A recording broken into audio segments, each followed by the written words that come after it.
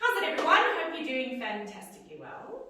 And we wanted to dive into the basics. And the reason we want to do this is we love going into all of the complicated things. We love looking at hip replacements, bursitis, spinal fusions, and understanding different bodies and the biomechanics and the anatomy.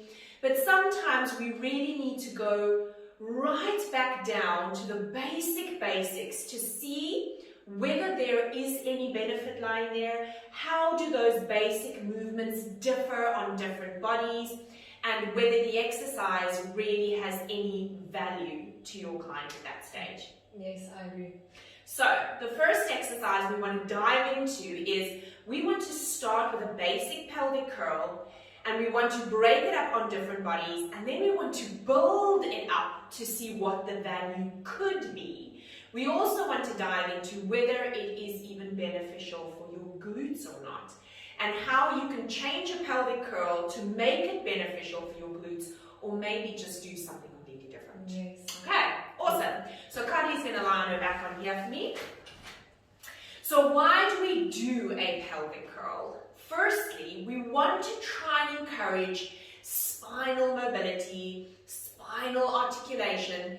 But if you look at all of the different kinds of spines and bodies that are out there, you can think for yourself that not everybody is going to have the same amount of mobility in their spines when they're moving. So the question is whether every client should have that perfect pelvic curl, which means that lumbar spine can flex, the thoracic spine can flex, and they can actually go into extension. So what we're hoping to achieve with everybody, or as the book says, is take your arms straight up to the ceiling for me, Carly, so that you can see her lower back. So over here, I can get my hand underneath there, which is probably nice and cold. And we're trying to encourage them to start in a neutral pelvis, and that's just because we know the spine is going from that neutral through its range. But there are a couple of things that makes neutral pelvis a little bit challenging, and that's a topic for a different day, remember? Yes. Okay. So, in essence, if we say we want articulation, that means that we want that posterior pelvic tilt to happen, and we're aiming for that client to squash their spine down on the mat. So we're asking them to press that spine down on the mat. In essence, what would do that posterior pelvic tilt? We think about abdominals attaching onto the pelvis and onto that pubic symphysis, and teaching your clients that they can encourage that tilt with the conscious activation of the abdominals to teach them that they can actually control the pelvis with the use of their abdominals, and not always by squeezing the glutes or working into the hamstrings.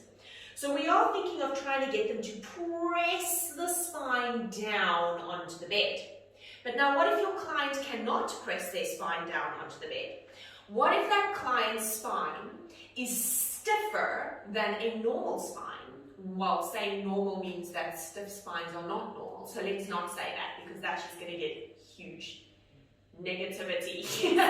So we have clients who have stiffer muscles in their spine, possibly fascia in their spine, which can release and give them a bit more range. Then we have client spines who are structurally stiffer, and you can see this by looking at the mother, or possibly the father, or the auntie, or somebody in the family has a similar spine. That means that when you ask them to tuck through, they're not going to get their spine squashing down into the mat, but they are going to get possibly a section of the thoracic spine pressing into the mat. It doesn't mean that they shouldn't tuck.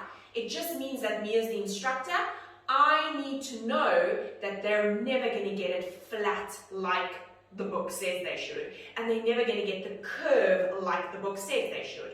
So we're looking at spinal articulation. So Kylie's going to tuck her pelvis through, squash the spine to the best of her ability. Start there. When she's got that super tuck, I'm now expecting there to be a certain amount of flexibility over the front of the hip, which means our hip flexors have to allow our hip to get into that extension, because that means I can work my hip extensors. So this is going to give you a good indication of what's happening over there. And then she starts rolling up. This is where you want them to lead with a pubic bone, otherwise they just hinge that pelvis up. But again, the flexibility over the front here is what's going to make the difference. When we see that they cannot get that position and they get stuck in an anterior pelvic tilt, it has a couple of reasons. Either it's tight hip flexors or tight rec fem, because remember it's a double joint muscle.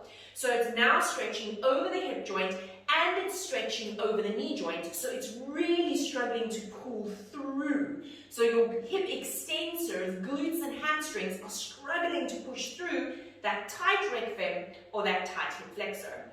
When they get to the top here, what is working?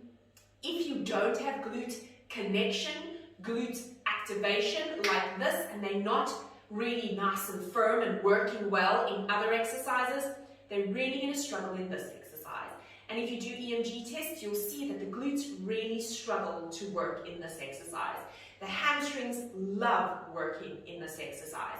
And just because of that, there are so many other exercises we can use to rather get the glutes to work more effectively. However, if we do want them to get into their glutes, you can simply put their legs in a magic circle or ask them to press up against your hand. So you're going to press up against my hand. Yes. So she's abducting now because that's what the glutes do. But as she abducts, she is not allowed to anteriorly tilt her pelvis. The other option that we have for somebody who's struggling to get into the glutes is to put the heels together and the knees apart.